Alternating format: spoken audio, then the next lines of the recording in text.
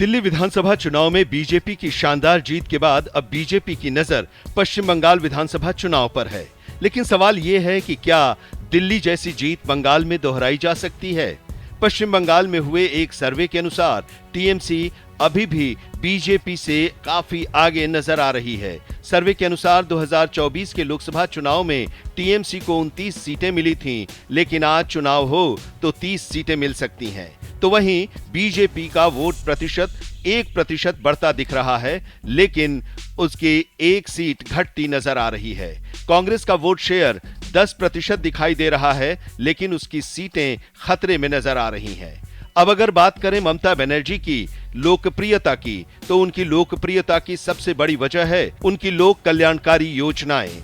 उनकी सरकार ने गरीबों के लिए कई प्रभावशाली योजनाएं लागू की हैं, जिनमें लक्ष्मी भंडार, कन्याश्री, रूपाश्री और स्वास्थ्य साथी शामिल हैं। इसके चलते ही सीएम ममता बनर्जी की छवि बंगाल में एक लोक कल्याणकारी नेता के रूप में बनी हुई है। इसके अलावा बंगाल में मुस्लिम वोटरों की बड़ी संख्या रहती है और वोटर टीएमसी के पक्ष में हैं।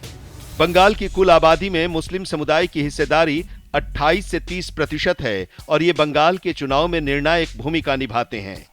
कांग्रेस और वामपंथ के कमजोर होने से इस वोट बैंक पर टीएमसी की पकड़ मजबूत बनी हुई है। राजनीतिक विश्लेषकों का मानना है कि दिल्ली में इंडिया गठबंधन ने पूरी मजबूती से चुनाव लड़ा होता तो शायद बीजेपी को इतनी बड़ी जीत नहीं मिलती, लेकिन बंगाल में ममता बनर्जी को इसकी कोई चिंता नहीं है, क्योंकि कांग्रेस यहां बहुत कमजोर हो चुकी है। ममता का दावा है कि वो अकेले ही 2/3 बहुमत से जीतेंगी, सत्ता में फिर से काबिज होंगी।